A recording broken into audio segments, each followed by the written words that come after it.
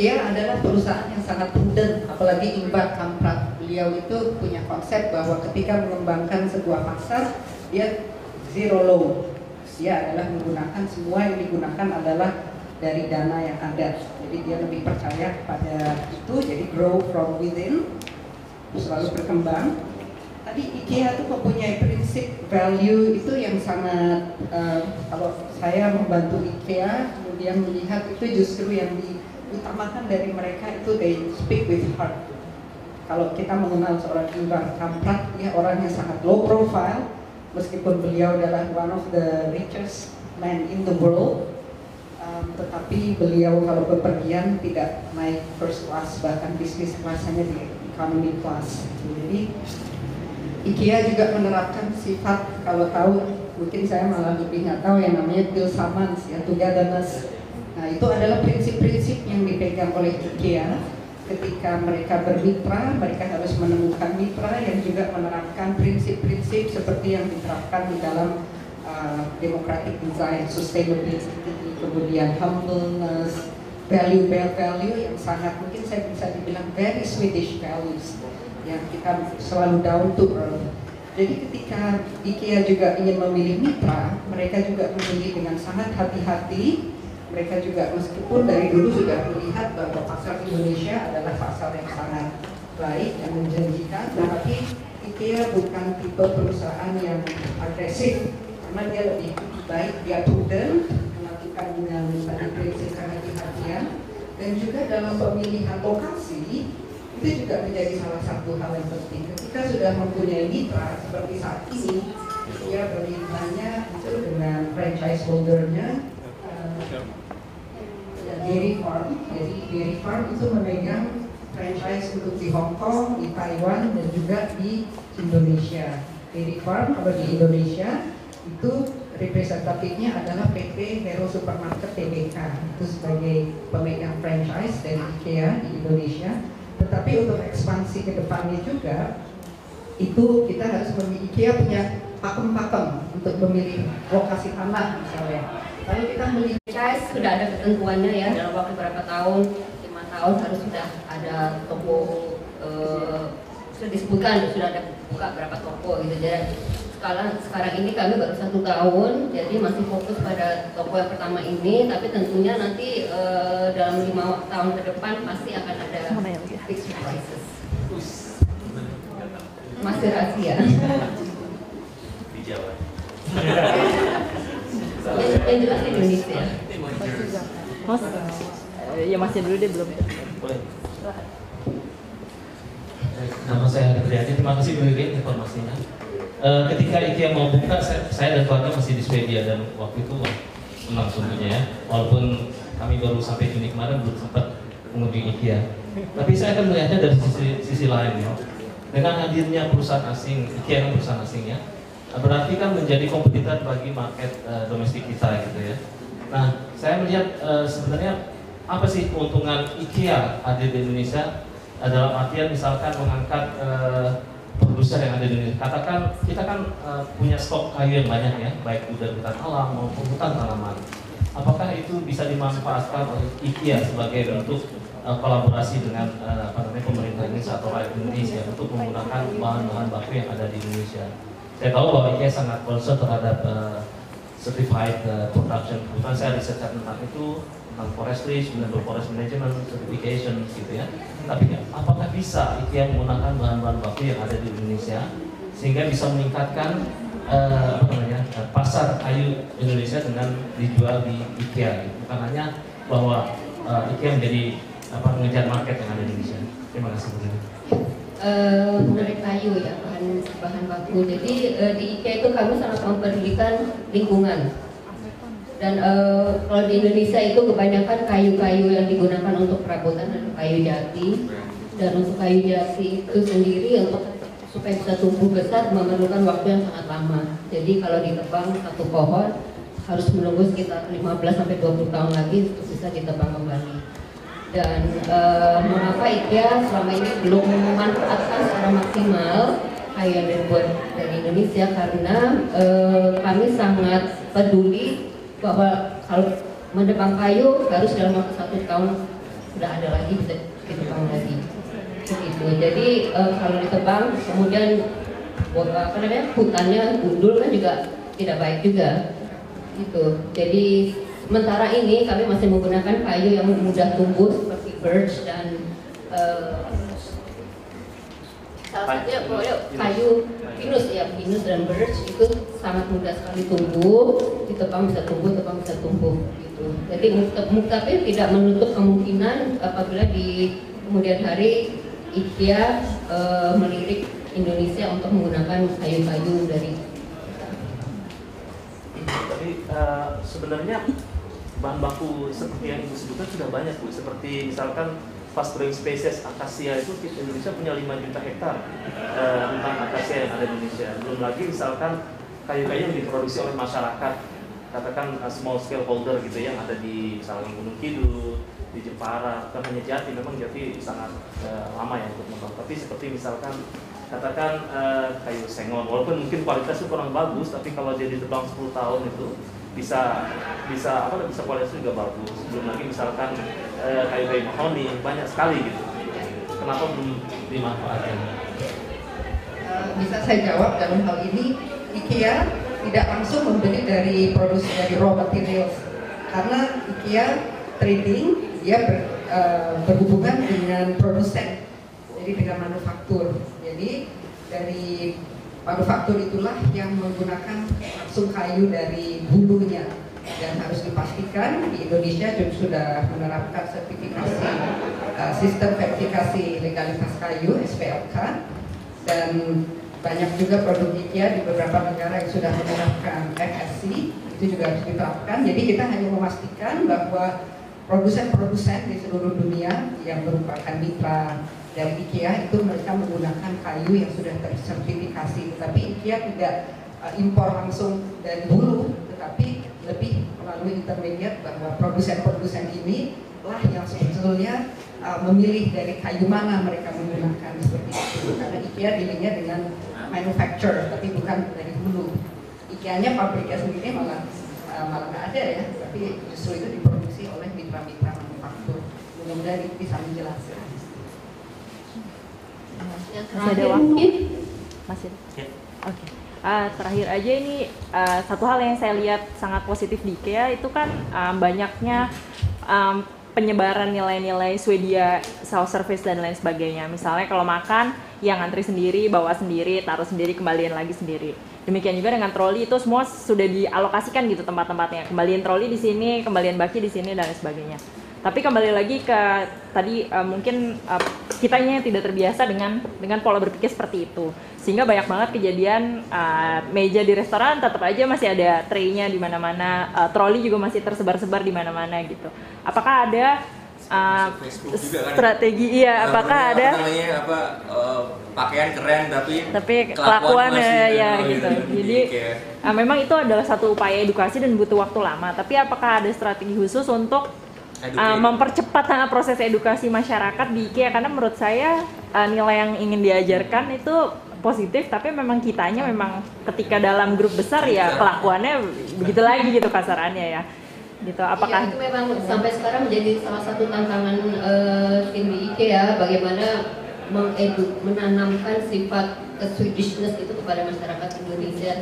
Jadi selalu berkali-kali setiap kali ada orang yang misalnya makan di restoran tidak membereskan mejanya, pasti ada coworker yang langsung mendatangi customer dan menyapa gitu untuk mengembalikan tray-nya, meskipun tray-nya ngomel-ngomel ya, tapi dengan terpaksa mereka pasti menyingkirkan tray-nya lagi. Kemudian mengenai troli juga, kalau ada troli yang ditaruh sembarangan dalam waktu 30 menit tidak ada yang punya, otomatis coworker langsung kembalikan lagi. Karena di IKEA itu kami sangat mempedulikan kenyamanan pelanggan ya, jadi kalau ada sesuatu yang kurang berkenan itu langsung dibereskan langsung.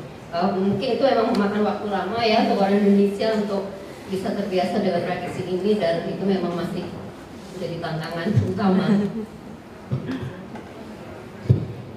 Oke, kalau tidak ada pertanyaan lagi, terima kasih banyak, dan Terima kasih banyak Mbak Riri, Mbak Tiwi. Habis ini kita akan fika Ya, sampai jam 4. Apa namanya, kita balik lagi. Nanti grup yang di sini akan masuk ke grup Ericsson. Nanti yang dari tim Ericsson akan tukeran di sini. Oke, silakan. Jadi orang kita akan lewat. Kemudian dari arah Karawaci juga bisa kelihatan di navigation tower-nya. Dari arah PSG juga bisa terlihat. Sekarang IKEA di Indonesia. IKEA di Indonesia baru dibuka tahun lalu Oktober 2014. Kebetulan acara seremoninya itu tidak mengundang VIP seperti IKEA di seluruh dunia. Acara ini IKEA mengundang tamu VIP juga, tapi kali ini VIP-nya adalah para karyawan sendiri. Jadi hari pagi itu semua karyawan dikumpulkan di restoran IKEA. Kemudian seremoninya adalah bukan menggunting pita, tapi menggergaji kayu. Itu memang ciri khasnya Swedia. Jadi ada coworker, istilahnya coworker ya, untuk employees. Coworker seperti diundi namanya, diambil, dipanggil satu-satu, ada 4 orang. Mereka berpasangan dengan tim manajemen. Kemudian menggergaji kayu, dan kayunya digunakan juga tidak sembarangan kayu, itu harus tersertifikasi dan tidak illegal logging. Oh ya, betul. Saya akan menunjukkan video opening IKEA yang tahun lalu diadakan.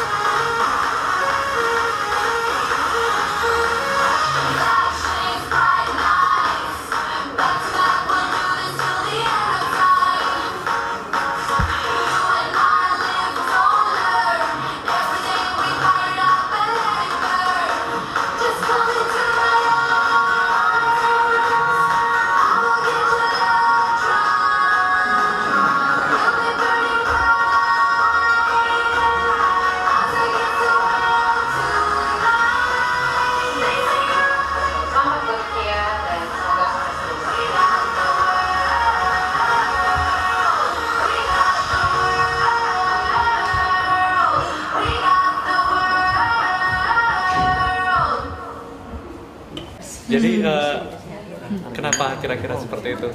Apakah segmennya yang dituju berbeda atau bagaimana? Terima kasih.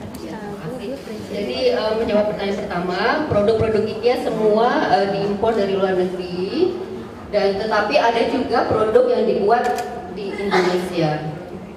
Jadi salah satunya adalah soft toys, boneka, semua produk soft toys yang dijual di IKEA di seluruh dunia itu adalah buatan Indonesia.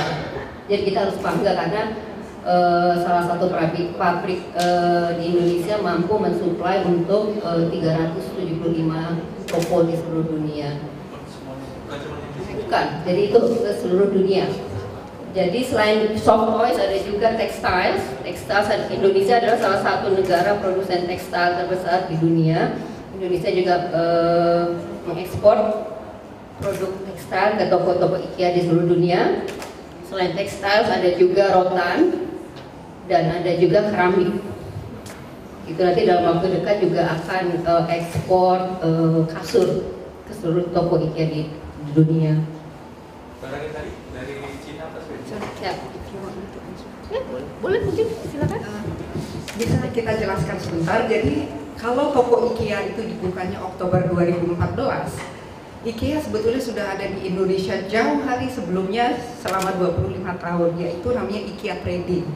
Jadi itu adalah sebuah entitas yang berbeda, tetapi di bawah IKEA System, Inter IKEA System BV yang berkantor pusat di Nederland. Nah, IKEA Trading dia lebih bertanggung jawab untuk sebagai global supply chain, di mana mereka melakukan seperti procurement dari IKEA untuk melihat dari semua negara yang ada di dunia ini untuk memilih produk-produk perusahaan-perusahaan yang bisa memproduksi produk-produk yang sudah didesain oleh tim desainer IKEA di Aalborg, Sweden.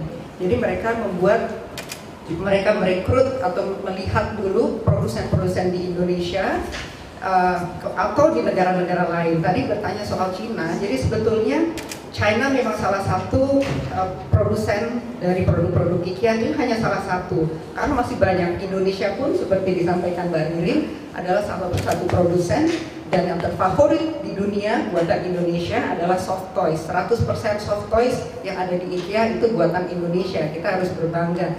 Selain itu juga ada keramik, rotan, tekstil, dan juga matras ya, yang saat ini juga sedang dikembangkan.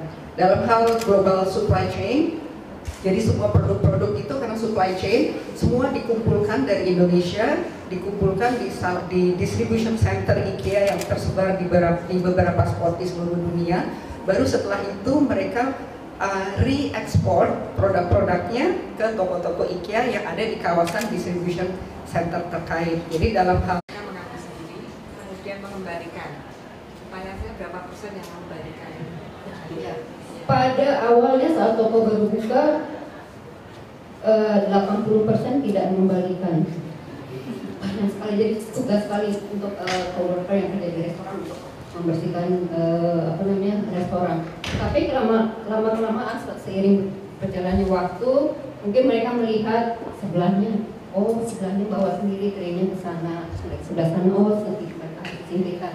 Jadi semakin mendekat ke 1 tahun ulang tahun IKEA, sekarang sudah mulai membaik. Jadi yang meninggalkan tray di meja itu hanya sekitar 25-35%. Sisanya sudah bisa melakukannya sendiri. Berarti yang sadar sekitar 60%. Iya, itu. Karena mereka melihat kiri kanan, depan belakang semuanya melakukan itu. Jadi mungkin malah mereka yang merasa malu sendiri meninggalin tray di atas meja. Ya, penggunaan tenaga ahli dari akademis di Swedia ataupun di Indonesia sebelum produk terjadi berapa persen dibanding ahli dari sendiri? Di IKEA itu semua produk itu kan tentunya memang di research dulu ya. Itu semua dilakukan di Swedia 100% dilakukan di Swedia. Jadi IKEA of Sweden itu adalah pusat pembuatan produk, bukan pemilik konsep ya, tapi pembuatan produk. Jadi didesain di Swedia, semua di Swedia untuk membuat sebuah misalnya kursi mereka sudah mengassign satu desainer, misalnya desainer A, Anda harus membuat kursi untuk meja ruang makan misalnya gitu. Saya mau kursi itu nantinya dijual di pasaran misalnya harganya Rp100.000 contoh ya. Kemudian dari situ si desainernya mereka yang harus ini memikirkan bagaimana cara menjual kursi yang nyaman dan fungsional dan desainnya juga bagus, tapi harganya rendah 100.000. Berarti yang mereka gunakan adalah utamanya adalah materialnya, bahan dasarnya. Mereka sudah bikin prototipenya seperti apa, kemudian diajukan ke R&D-nya. Mereka melihat semua spesifikasinya, dilihat. Kalau sudah oke, baru dimasukkan ke test lab. Di test lab itu diuji berkali-kali sampai jutaan kali. Kalau misalnya tidak lulus, itu dikembalikan lagi ke desainernya, harus diulang misalnya, oh ini materialnya kurang bagus untuk misalnya dudukannya harus diganti, atau enggak untuk sandarannya harus diganti dengan material lebih tahan lama tapi terjangkau. Jadi setelah semua proses itu terpenuhi, itu tidak hanya 1 bulan, bisa sampai 1 tahun. Setelah itu semua sudah oke, di tesnya sudah oke, dan semua materi sudah oke, dan tentunya ramah lingkungan ya, sustainable, baru diproduksi massal. Jadi itu semua prosesnya dilakukan di Swedia, di Ampul. Kalau memproses di Swedia, apa nggak banyak limbah di Swedia? Apa nggak lebih mudah? Oh ya, itu proses desainnya dan tesnya di Swedia. Kalau produksi kan dipilih di negara-negara, ya misalnya kalau untuk produksi, misalnya boneka contohnya di Indonesia, jadi semua produksinya di Indonesia. Jadi di Swedia hanya di desain dan uji coba.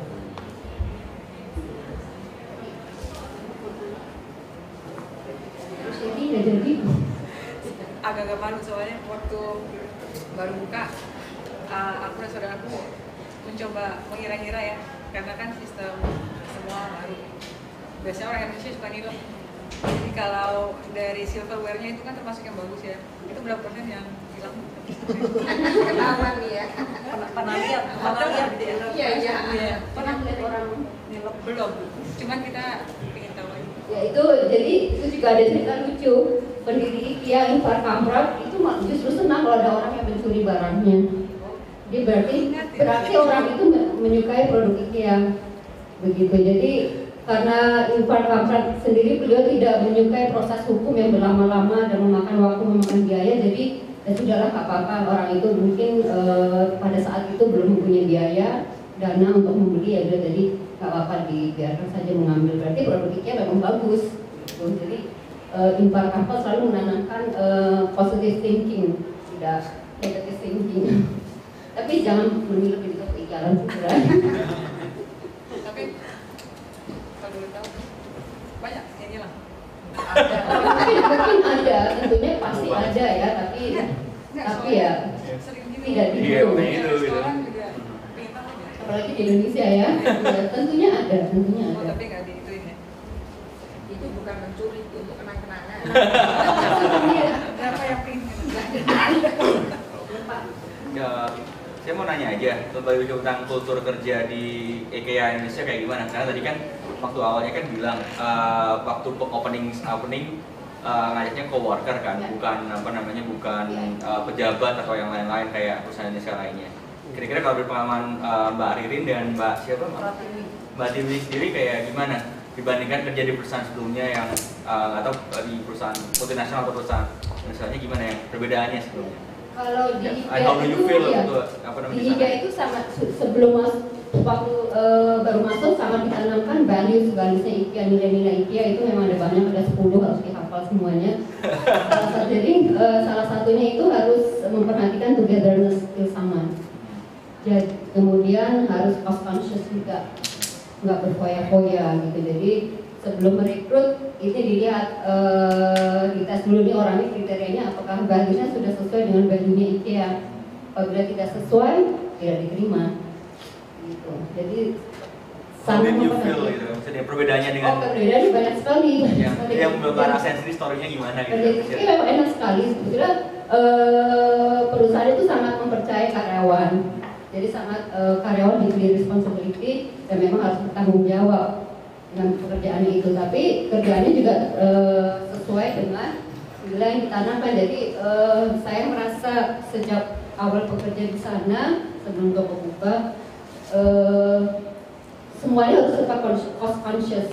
Sedangkan di perusahaan yang sebelumnya justru koya-koya pergi harus first class, hotel harus bintang 5. Kalau di IKEA ekonomi kelas aja ya, bintangnya bintang kejora aja gitu. Makanya udah bisa pergi. Jadi itu memang waktu itu kelihatan bedanya di situ.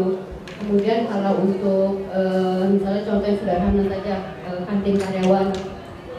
Kalau di tempat lain kan mereka tidak banyak yang menyediakan kantin karyawan. Kalau di IKEA sudah disediakan kantin karyawan, bentuknya sama persis dengan restorannya untuk customer ya, tapi harganya memang sangat cost conscious untuk kantongnya karyawan, dan mereka juga makanannya juga kurang lebih sama dengan yang ada di customer restoran.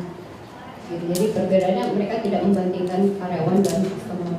Karena apa namanya, saya ada teman yang kerja di sana, dia bilang yang blue collar workernya kaget karena mereka store pelayan-pelayan itu kaget karena IKEA treat them better than their previous companies, and even they pay them higher than the UMR gitu kan.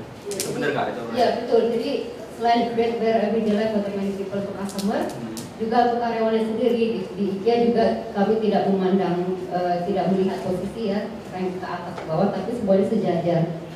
Kita kalau datang ke kantor IKEA juga tidak ada kamar-kamar, ruangan-ruangan ini ruangan bos 1, bos 2, semuanya duduk bareng satu meja terbuka. Ada yang sempat kaget gitu nggak maksudnya? Kalau saya nggak kaget sih, tapi kalau yang lainnya ada yang kaget. Oh, saya terbiasa duduk di ruang di cubicle kecil. Kalau sekarang terbuka, hadap-hadapan duduknya kiri kanan ada yang agak isi kerja, ada yang begitu, ada terbiasa seperti terbiasa cubicle kecil. Ada juga, aduh saya kan bos kok duduknya barengan sama anak buah sih, ada yang gitu, tapi lama-kelamaan terbiasa. Is it hard to change management like that, to change mindset people? For me personally, it's not that hard, karena saya memang orang yang sebetulnya gampang ya, mau mengikuti peraturan apa saja bisa, tapi mungkin ada beberapa yang memerlukan waktu untuk adjust. Karena apa namanya, kalau pengalaman saya kan waktu balik dari Swedia saya juga susah adaptasi karena di Swedia kan egaliter banget, waktu Indonesia masih apa namanya hierarkikal dan patriarkal gitu. Kadang-kadang saya salah melihat keadaan gitu kan, cuman pengen tahu aja kalau di IKEA kayak gimana kalau di perusahaan baru kan. Iya, kalau di IKEA sebenarnya tadi sudah saya jelaskan semuanya sama. Jadi paling tinggi general manager di IKEA, paling tinggi itu general manager. Itu mereka dia mau menyapa makan barengan satu meja dengan karyawan yang ada di toko, itu mau begitu. Itu perbedaannya begitu. Jadi sangat humble. Humbleness is very important di IKEA. Itu. Dan jawab dulu Pak. Udah. Sudah lama nggak untuk merubah budaya kerja yang dari Indonesia, karyawan dari Indonesia? Kalau saya perhatikan selama ini sih mereka cepat ya berbaur, maka menyesuaikan diri dengan, karena justru lebih mudah, karena lebih strict, tapi lebih terbuka, lebih santai, mereka malah lebih senang. Tapi nggak ada yang melunjak gitu kan? Biasanya Indonesia dikasih gitu. Iya itu kan tadi kan orang Indonesia kadang-kadang kalau dikasih begitu ya. Dikasih hati ngasih ampul lagi. Kalau mau kapan-kapan main ke kantor boleh lihat-lihat. Oke. Mungkin ada lagi, kalau tidak ada tadi Mas Ambi ya. Mas Ambi. Ya, tanya mau bertanya. Boleh di dua pertanyaan aja. Oh boleh, masih ada ya. Masih ada pertanyaan lagi. Kayaknya udah Nggak ada. Jadi yang sudah pernah ke IKEA Alam Sutra siapa tadi? Yang belum kenapa? Belum di sana. jauh. Jauh, saya dari Jogja, Bu. Shuttle bus Mbak, dari Jakarta seperti mobil. Tapi ada beberapa customer yang khusus datang dari Jogja naik bis rombongan. Ada juga dari Bali, Denpasar, Lampung, Palembang juga ada. Banyak rombongan. Atau apa jadi kayak jadi semacam tujuan wisata gitu ya sekarang ya? Oke, sharing bis.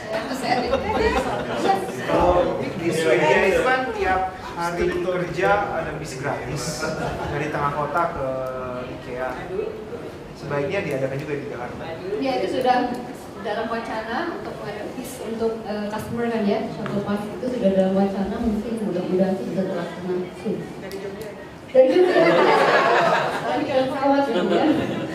Ya beritahu saya besok. Ya, kita alamatnya itu ya. Gak usah malu-malu, cuma kirim aja kok. Atau mungkin ada yang pernah mau sharing cerita pengalaman belanja di IKEA di Swedia. Saya kan belum pernah tinggal di Swedia, jadi nggak tahu. Sama nggak IKEA Swedia dan IKEA Indonesia? Tadi udah pernah belanja Mas Victor. Ya, yang beda sih, aku nggak tahu sekarang ya. Waktu itu aku ke IKEA Alam Sutra, shirt bularnya nggak pakai lingonberry jam. Itu masalah import bea cukai ya. Itu sempat tertahan di pelabuhan selama 6 bulan. Jadi setelah keluar terpaksa di-destroy karena sudah rusak. Apa namanya? Nggak ada lingonberry jam. Oke. Ya. Tapi sekarang udah banyak, jadi Sekarang sudah ada ya? Ya.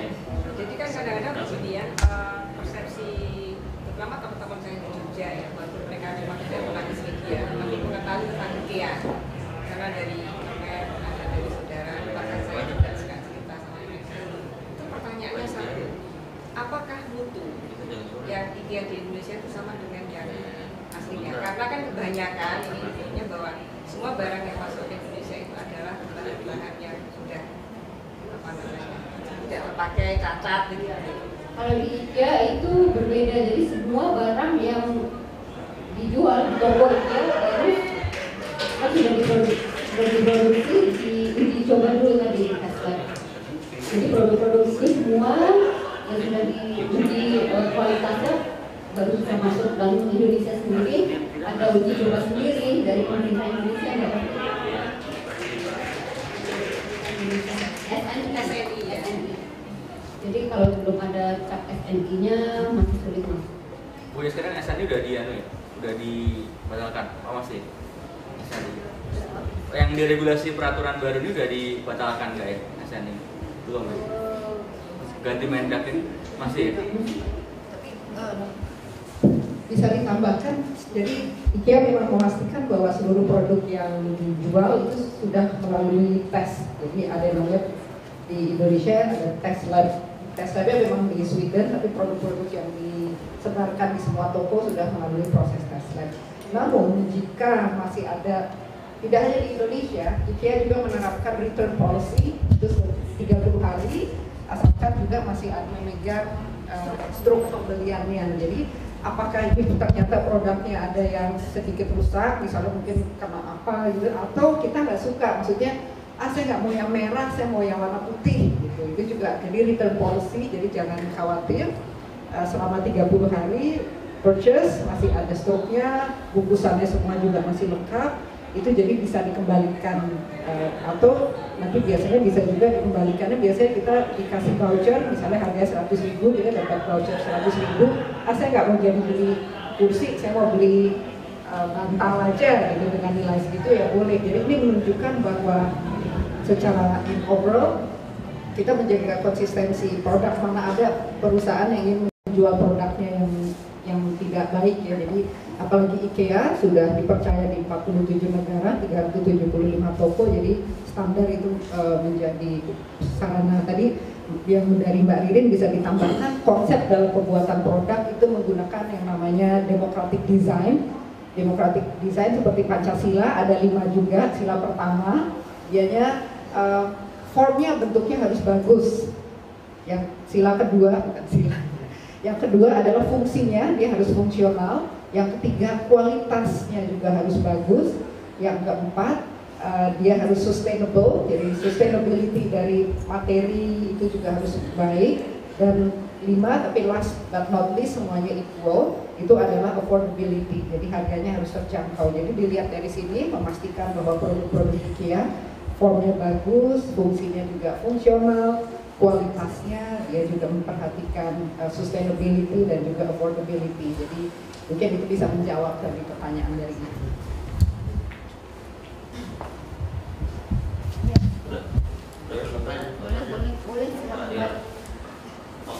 Upaya pengelolaan sampah atau limbah, kan ada undang-undang baru itu sampahan oleh swasta.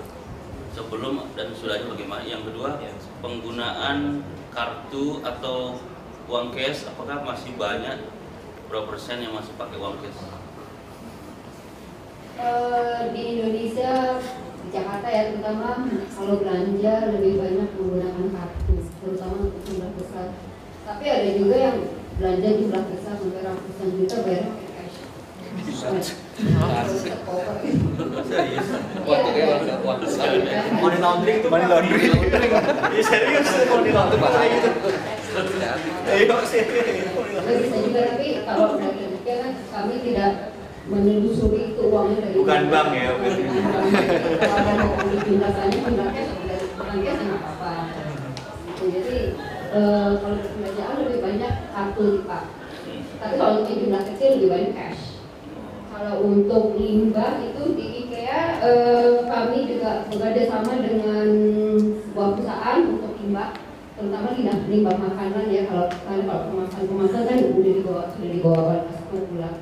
Kalau untuk makanan dari restoran bekerja sama dengan sebuah perusahaan untuk mendaur ulang makanannya menjadi padat. Oh, untuk makanan.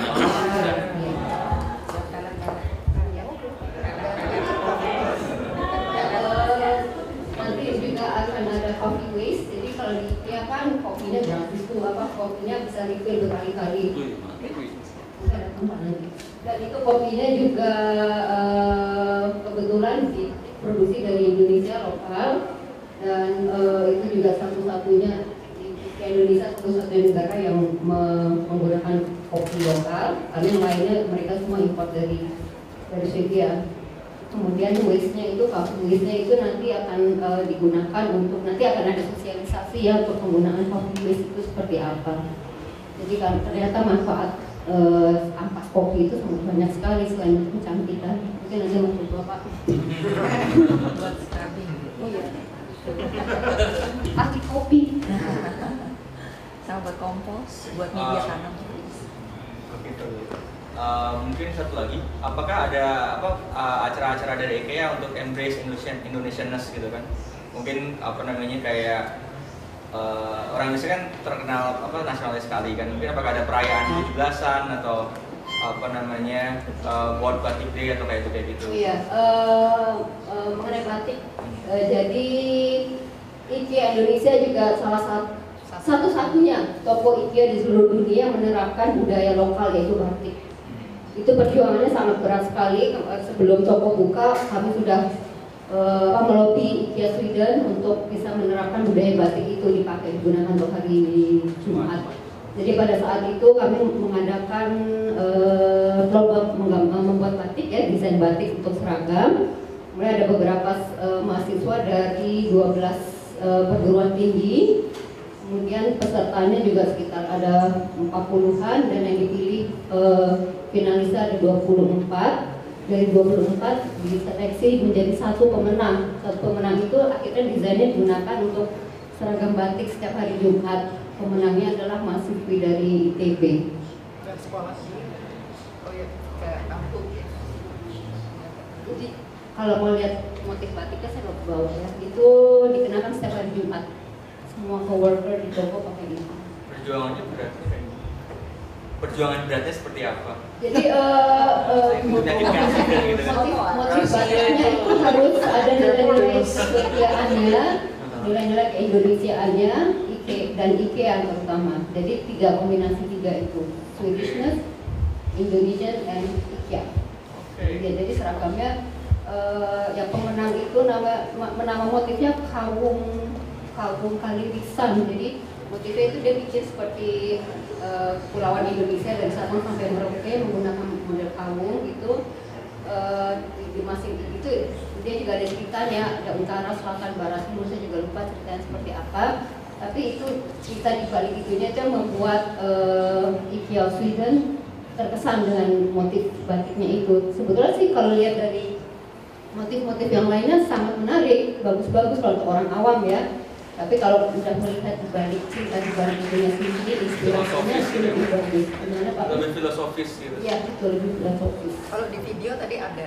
Oh tadi di video opening itu juga ada contoh batiknya. Itu sempat lihat sebentar. Oke. Ya. Baik, Oke. sudah selesai. Ya. Oke baik, terima kasih banyak. Terima kasih Mbak Ririn. Terima kasih. Bu Dewi.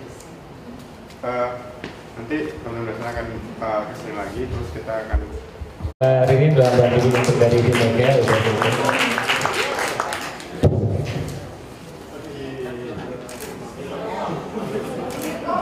Oke, terima kasih semuanya Pak ya. Dari waktu saya tanya nih Pak ya. Iya. Oke. Udah dalam ya. Oke, teman-teman yang lain boleh silakan kembali ke tempat duduk, kita akan